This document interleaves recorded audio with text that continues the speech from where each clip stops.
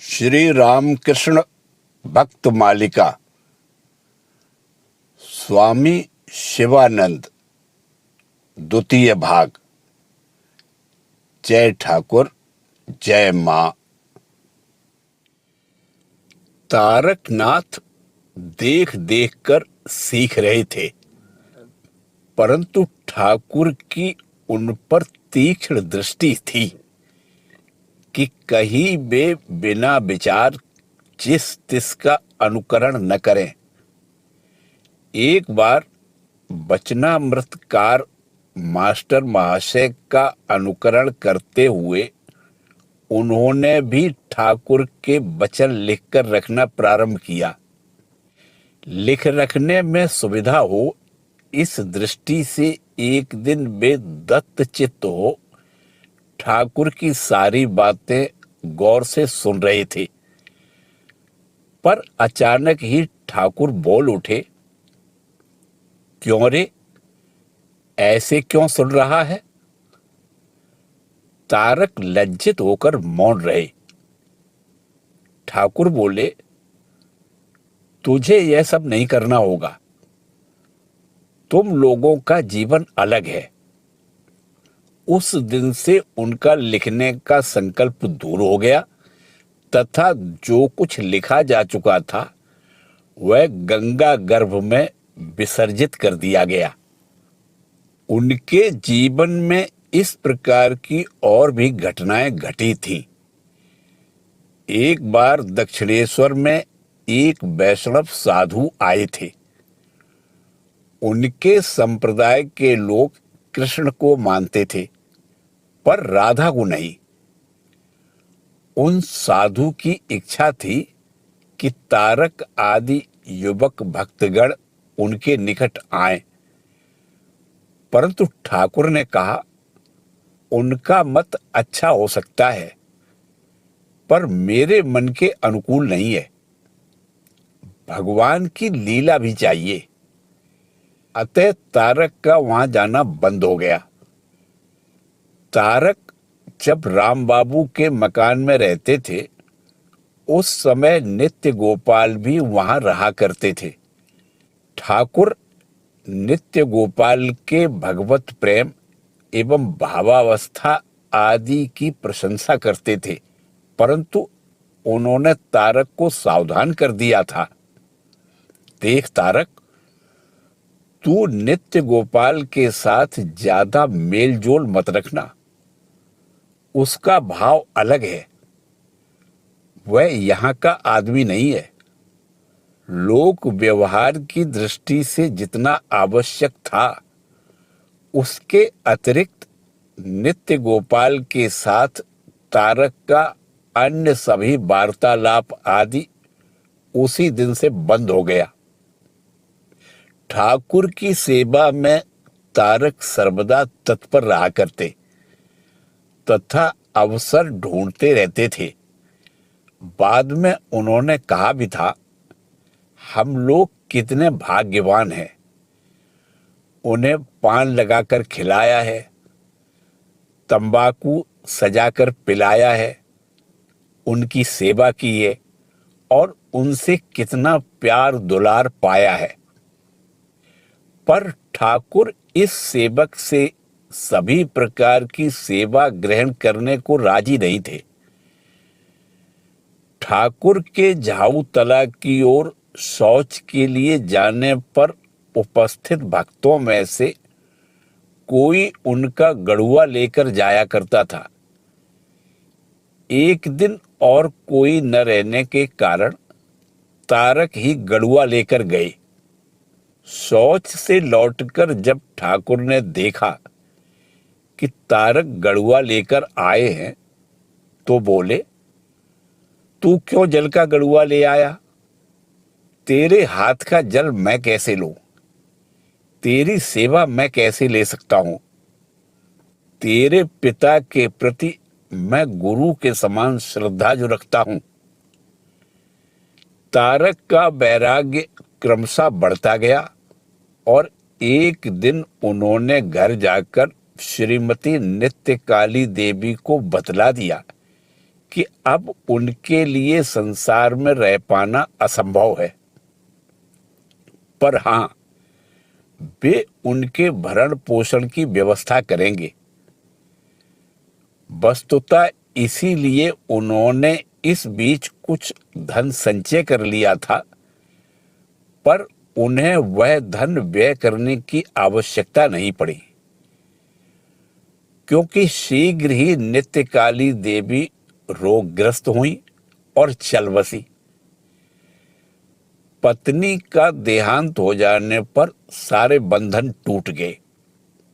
अब तारक पिता से विदा लेने गए।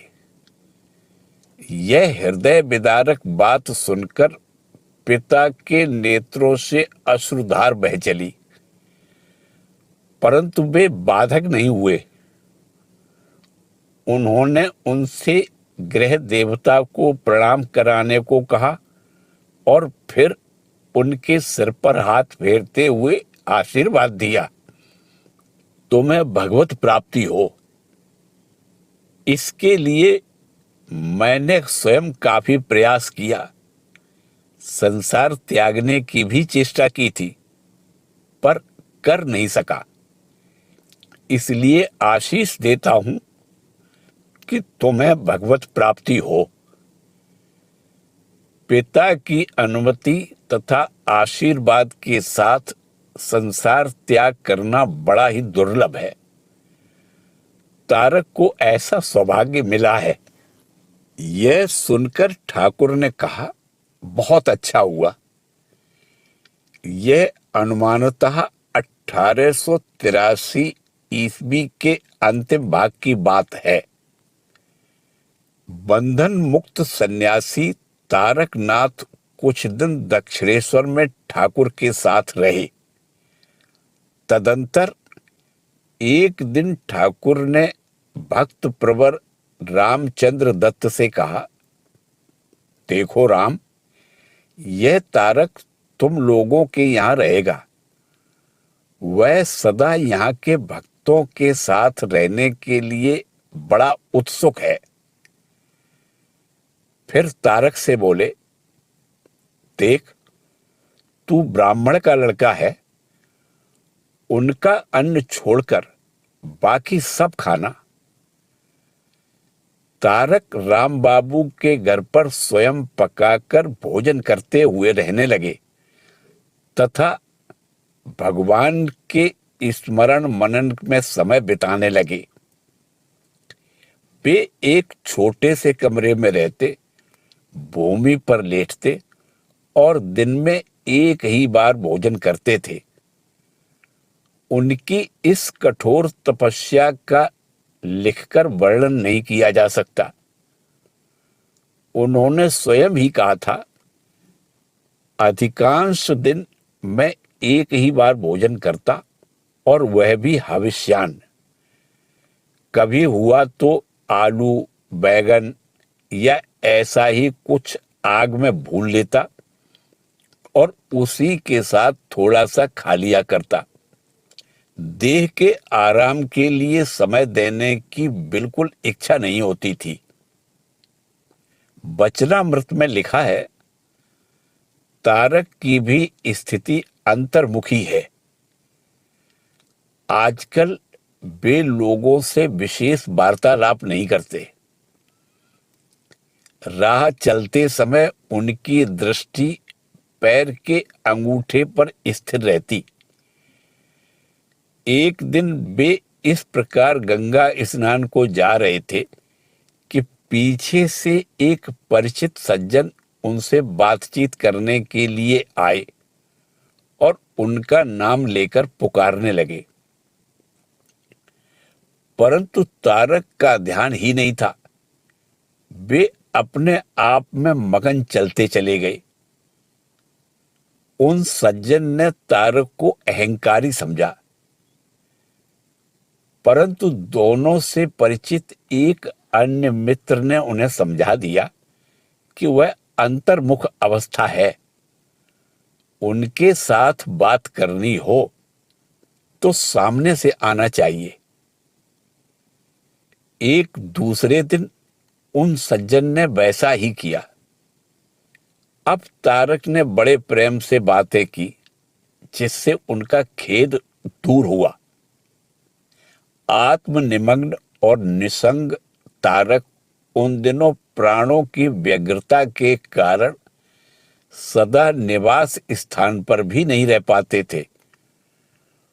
उनके स्वयं के कथन से पता चलता है, ऐसा भी कई बार हुआ है कि बीडन स्क्वायर और हेदुआ में ध्यान भजन करते हुए सारी रात बिता दी। फिर कभी कभी काली घाट में और केवड़ा तालाब में भी ध्यान भजन किया है। राम बाबू के मकान से वे काकुड़गाछी जाया करते थे। उन दिनों वह इलाका जंगलों से भरा था और उधर लोगों का आना जाना भी कम ही हुआ करता था।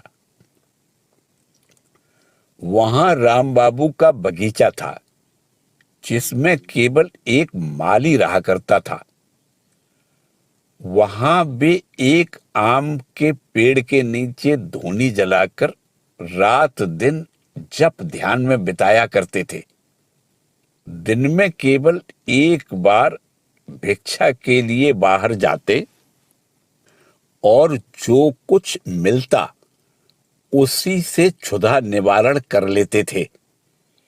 वे केवल एक धोती पहने रहते, इसके अतिरिक्त देह पर कोई आवरण नहीं रहता। देह या बाल आदि की ओर उनका बिल्कुल ध्यान नहीं था। तपस्या काल में तारक कभी कभी पैदल दक्षिणेश्वर चले जाते थे और बौद्धा रात को वहीं रह जाया करते थे। आत्मचिंतन में निमग्न तारक उन दिनों लोक समागम से दूर ही रहा करते थे। अतः दक्षिणेश्वर में उनकी उपस्थिति भक्तों को प्रायः अज्ञात ही रहती थी। काकुड़गाछी में रहते समय एक बार वे वृंदावन गए।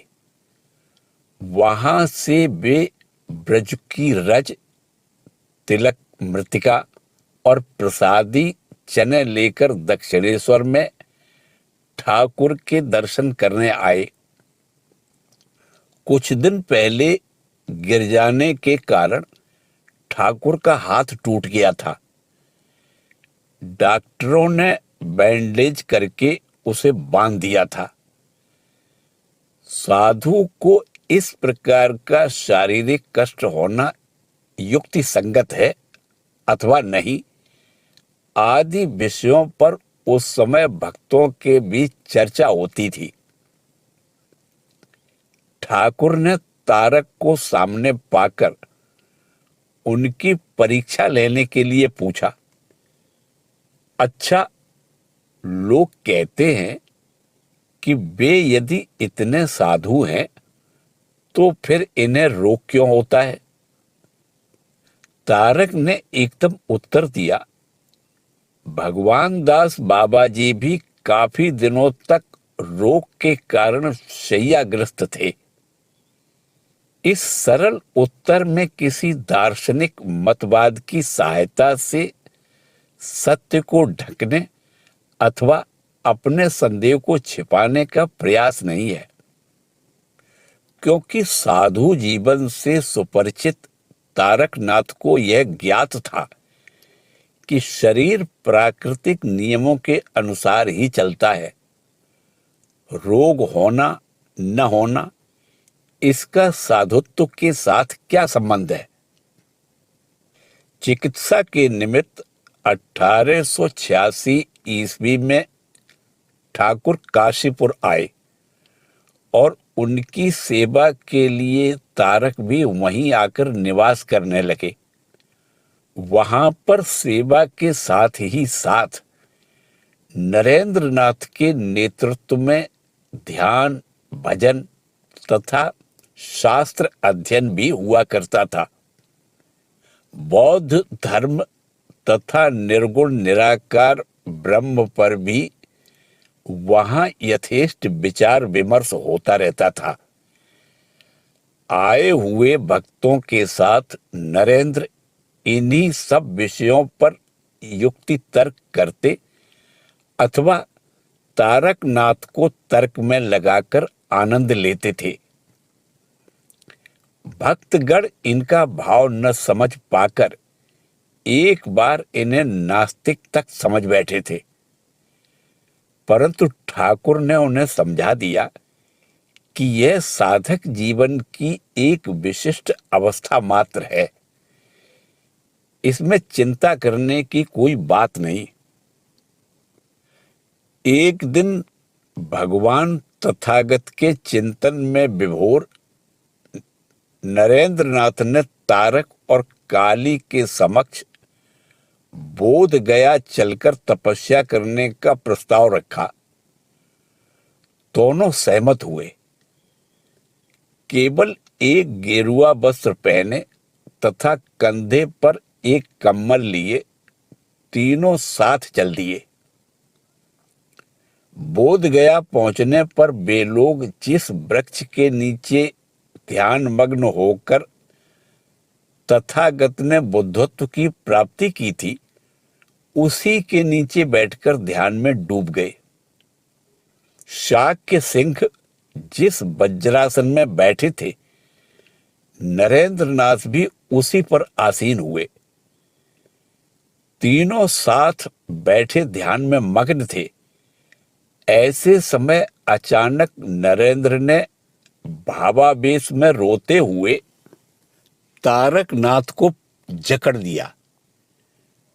फिर दूसरे ही क्षण वे पुनः सहज अवस्था में आकर ध्यान में बैठ गए।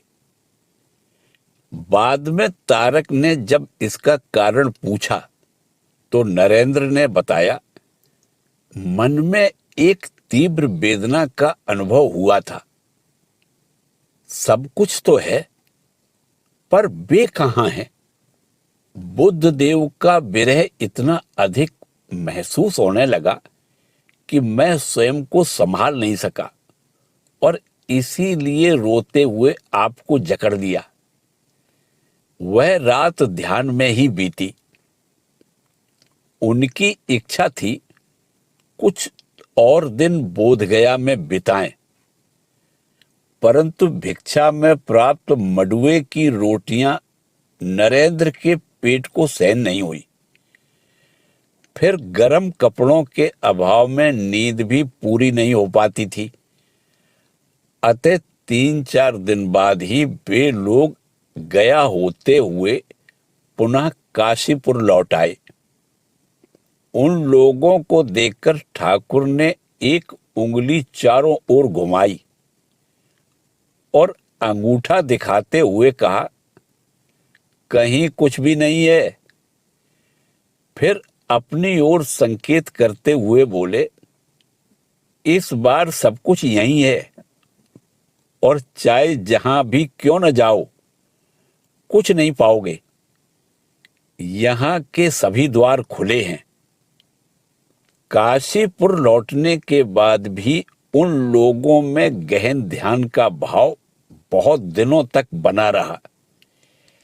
इसीलिए वे प्रायः दक्षिणेश्वर में ही रात बिताया करते थे और कभी कभी वहीं पर रह भी जाते थे। तारक प्रारंभ से ही नरेंद्र के प्रति विशेष श्रद्धा रखते थे, पर एक घटना ने उस श्रद्धा मिश्रित प्रेम को और भी अधिक वर्धित कर दिया। काशीपुर में उनमें से कुछ लोग एक बड़ी मच्छरदानी के नीचे एक ही साथ सोया करते थे। एक रात तारक की नींद खुल गई। देखा कि सारे कमरे को प्रकाशमान करती हुई नरेंद्र की देह के चारों ओर छोटी छोटी शिव मूर्तियां घूम रही हैं। उन्हें स्मरण हो आया कि नरेंद्र का दूसरा नाम वीरेश्वर है और जिनकी पूजा के फलस्वरूप नरेंद्र का जन्म हुआ है, उन वाराणसी के वीरेश्वर शिव के स्वरूप का इसी प्रकार वर्णन है।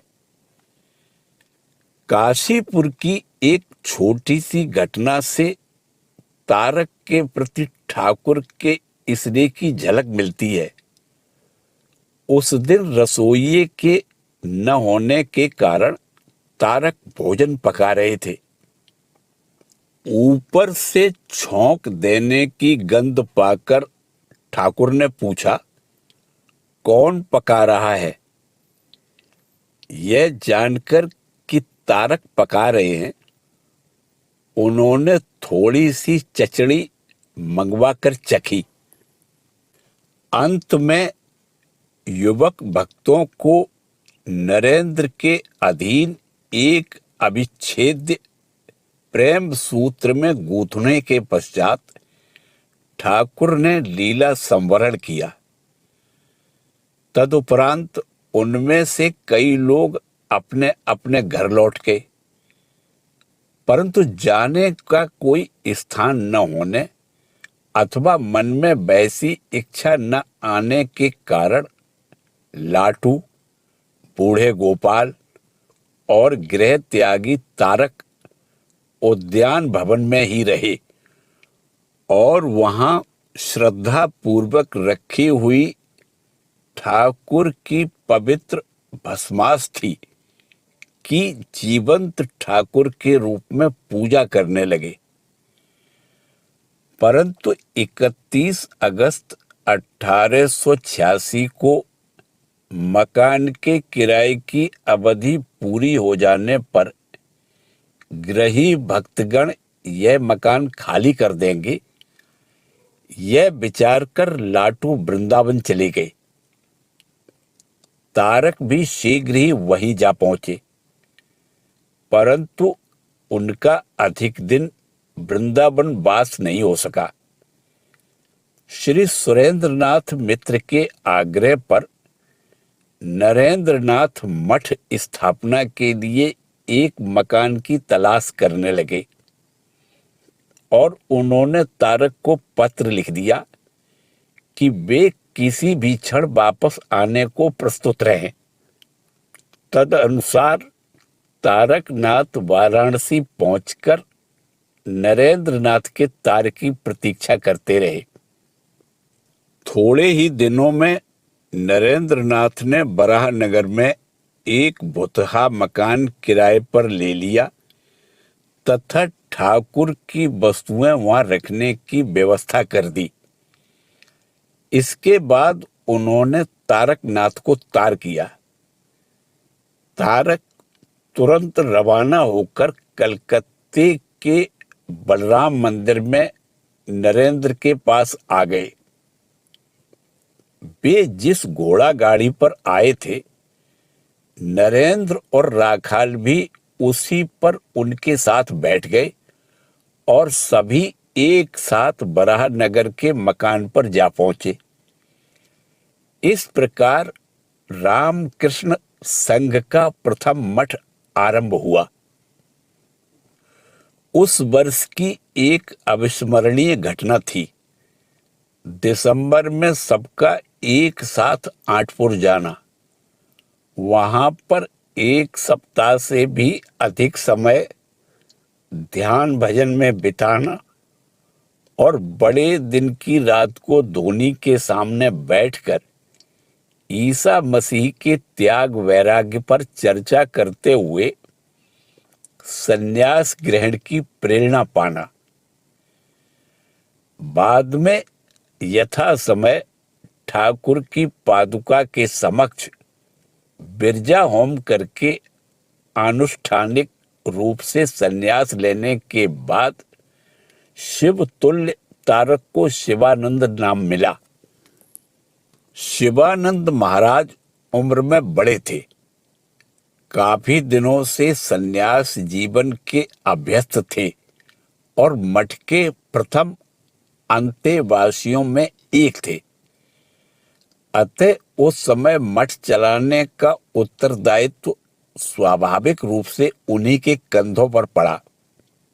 वे मन प्राण से प्रयास करते हुए सबकी सुख सुविधा की व्यवस्था में लगे रहते थे।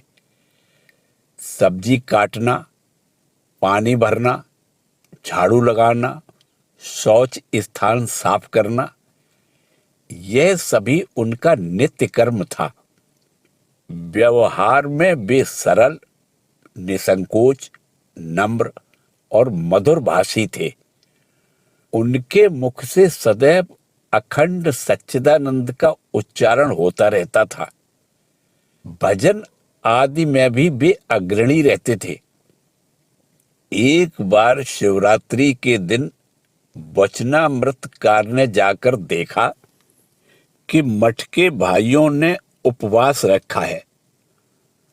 उन्हें देखते ही शिवानंद जी ने स्वामी जी द्वारा विरचित ताथैया ताथैया नाचे भोला आदि भजन गाते हुए नृत्य करना आरंभ कर दिया। राखाल ने भी साथ दिया और उन लोगों ने वचनामृतकार को भी अपने दल में खींच लिया। ठाकुर के वियोग से विरह तप्त स्वामी शिवानंद वर्षा काल में एक दिन मानो आकाश तथा वायुमंडल को अपनी विरह व्यथा से पूर्ण करते हुए इस आशय का गीत गाने लगे।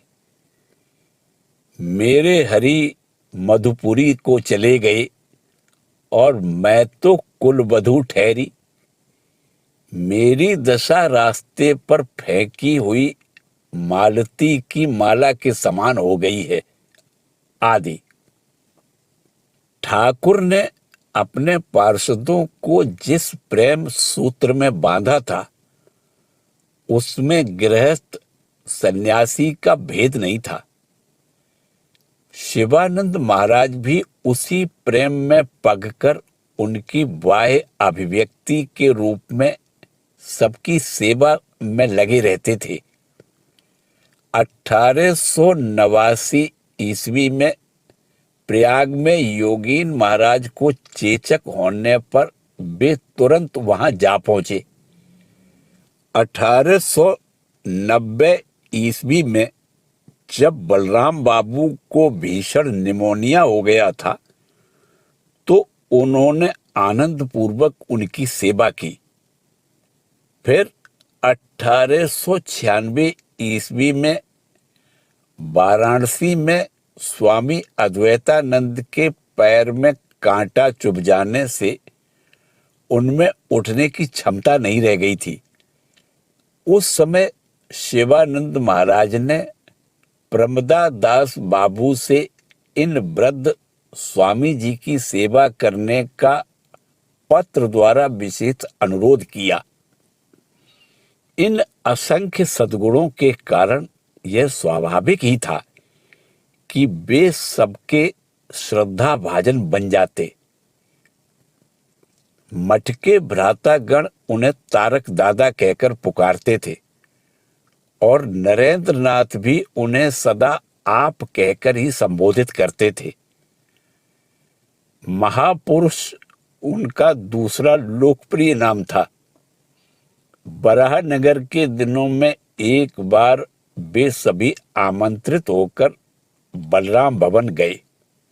वहां ठाकुर की चर्चा के प्रसंग में नरेंद्र नाथ ने कहा, एकमात्र ठाकुर ही कामजित थे, नहीं तो विवाहित जीवन में कामजित व्यक्ति संसार में दुर्लभ है।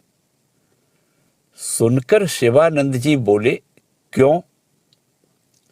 ठाकुर ने मेरे भीतर ऐसी शक्ति संचारित कर दी थी कि जिसके बल पर मैं भी काम जय कर सका। उनकी कृपा से सब कुछ संभव है। विस्मित होकर नरेंद्र बोल उठे, तब तो आप महापुरुष हैं। उस दिन से शिवानंद महापुरुष नाम से परिचित हुए। सर्वदा उच्च आध्यात्मिक राज्य में विचरणशील महापुरुष महाराज में मनुष्य सुलभ आनंद रस का अभाव नहीं था। स्वामी अद्वैतानंद कहते हैं, हमारे मठ में तारक दादा बड़े ही विनोदी थे। वे लोगों की खूब नकल उतारते थे, फिर कहते, भाई तुम लोगों के साथ थोड़ा हास्य विनोद करता हूं, इस कारण नाराज मत हो जाना। हाथ पांव हिलाकर दूसरों का अनुकरण करते हुए या पश्तो और गुजराती की शैली में भाषण आदि देते हुए वे अपने ध्यान गंभीर मन को थोड़ा हल्का कर लेते थे और साथ ही दूसरों को भी शुद्ध आनंद रस से पूर्ण कर देते थे। एक बार स्वामी जी मेघनाद वध काव्य के गुण अवगुण पर विचार कर रहे थे। उस काव्य में इच्छानुसार संज्ञा को क्रिया में परिणत करने तथा क्रियापद को संक्षिप्त करने का कौशल देखकर रसिक महापुरुष को बड़ा ही आनंद आया। वे तुरंत कहने लगे, अजी तब तो आलू का दम बनाओ, न कहकर आलू को दमा दो कहना होगा। फिर गुप्त महाराज को पुकारते हुए कहा, गुप्त जरा तंबाकू को तमका देना। इन सब बातों के साथ ही वे अपनी तर्जनी तथा गर्दन को हिलाते हुए अपूर्व अभिनय के साथ आह्लाद पूर्वक कमरे में इतस्ततः घूमने लगे और सभी लोग हंसते हंसते लोटपोट हो गए। कुछ दिन मठ में रहने के पश्चात कई लोग तीर्थ भ्रमण के लिए बाहर जाने लगे। महापुरुष महाराज भी 1888 ईस्वी में एक बार उत्तराखंड की यात्रा को निकले, परंतु हाथरस पहुंचकर उन्होंने देखा कि स्वामी विवेकानंद वहां पर रुग्ण हो पड़े हैं। अतः उन्होंने अपना संकल्प त्याग दिया और केवल वृंदावन दर्शन करके स्वामी जी को साथ लेकर कलकत्ता लौटने की इच्छा व्यक्त की। महापुरुष जी को उत्तराखंड जाते देखकर वाराणसी के एक अन्य तीर्थयात्री भी उनके साथ हो लिए थे। उनका कलकत्ता लौटने का विचार देखकर उन सहयात्री ने व्यंग पूर्वक शिकायत करते हुए कहा कि सन्यासी का तथा कथित गुरु भ्रातृ प्रेम में फंसकर तीर्थ दर्शन का संकल्प त्याग देना और माया में मग्न होकर धर्म कर्म त्याग देना दोनों एक ही है। उत्तर में महापुरुष जी ने कहा कि उन्हें ठाकुर से जो शिक्षा मिली है उसमें भ्रातृ प्रेम का स्थान अत्यंत उच्च है तथा लौकिक युक्ति तर्क के द्वारा उसे नीचे नहीं लाया जा सकता। इस पर भी सहयात्री की नाराजगी दूर नहीं हुई। तब महापुरुष जी ने स्थानीय सज्जनों से कुछ धन जुटाकर उनके हरिद्वार जाने की अच्छी व्यवस्था कर दी और स्वयं स्वामी जी के साथ कलकत्ता चले आए। इस वर्ष अभिलाषा अपूर्ण रह जाने पर अगले वर्ष के प्रारंभ में उन्होंने पुनः हिमालय की यात्रा की। इस भ्रमण के अवसर पर केदारनाथ के मार्ग में श्रीनगर में दैव योग से उनकी दीर्घ काल बाद गंगाधर महाराज से भेंट हुई। तिब्बत भ्रमण के फलस्वरूप गंगाधर महाराज का मुंह झुलस सा गया था तथा देह तिब्बती पोशाक में आवृत थी। अतः शिवानंद महाराज पहले तो उन्हें पहचान ही नहीं सके, पर गंगाधर महाराज ने उन्हें पहचान लिया और दादा दादा कहकर पुकारा। तब वे स्नेह विगलित कंठ से बोल उठे, कौन? गंगा, तू जीवित है? इसके साथ ही उन्हें दोनों भुजाओं में जकड़ दिया और उनके नेत्रों से आंसू बहने लगे। इसके बाद दोनों ने साथ ही बहुत सा मार्ग तय किया।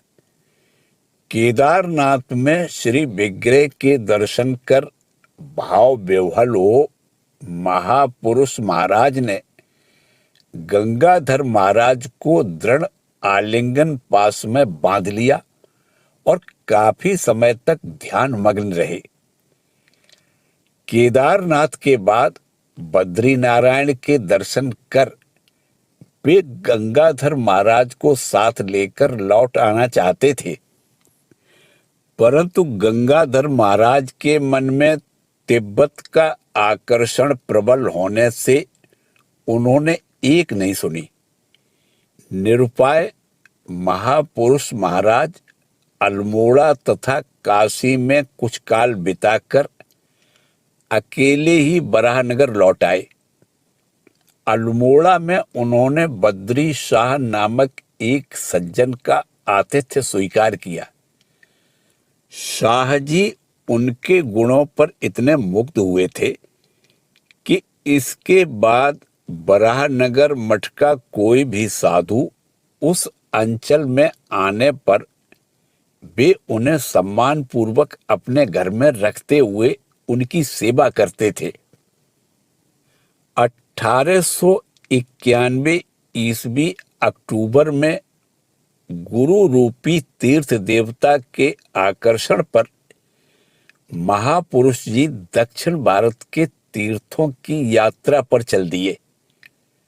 श्री रामकृष्ण देव ने एक बार उन्हें दर्शन देकर कहा था, अरे गुरु ही सब कुछ हैं। इसलिए रामेश्वर यात्रा के पूर्व उन्होंने लिखा, एक दिन प्रगाढ़ ध्यान में रामेश्वर दर्शन की अभिलाषा इतनी प्रबल हो उठी थी कि यदि मेरे पक्षी के समान पंख होते तो उड़कर चला जाता। गुरुदेव इस बार अपने रामेश्वर रूप में मुझे आकर्षित कर रहे हैं। उनके अनंत रूप हैं। फिर प्रयाग पहुंचकर उन्होंने पुनः लिखा, ओंकारनाथ उज्जैनी में महाकाल और गोदावरी तट पर त्र्यंबकेश्वर ये आकर्षित कर रहे हैं। सभी गुरु रूप हैं। श्री रामकृष्ण देव की संभवतः विशेष इच्छा है कि मैं इन सभी का दर्शन करूं, नहीं तो फिर इतनी तीव्र इच्छा क्यों होती। यह मन तो उनके हाथ बिक चुका है, परंतु इस बार उनका रामेश्वर दर्शन नहीं हो सका। जब वे पूना के सोमेश्वर शिव मंदिर में तपस्यारत थे तो रामेश्वर से लौटे दो पीड़ित ब्राह्मणों ने उन्हें यह बताते हुए कि इस समय वह अंचल स्वास्थ्य के लिए हानिकारक है, वहां जाने से मना किया। अतः पूर्व संकल्प को उस समय के लिए स्थगित करके शिवानंद जी पुनः उत्तर भारत की ओर लौटे। रास्ते में पंचवटी आदि स्थानों में देवदर्शन तथा तपस्या आदि करते हुए वे यथाक्रम प्रयाग पहुंचे। वहां पर झूसी में कल्पवास, मकर संक्रांति स्नान तथा माघ स्नान समाप्त करने के बाद वे वाराणसी पहुंचे। वहां उन्होंने तपस्या करने के उद्देश्य से बंशी दत्त के उद्यान भवन में आश्रय लिया। इसी के साथ द्वितीय भाग समाप्त होता है। शेष भाग अगले वीडियो में। जय ठाकुर, जय मां।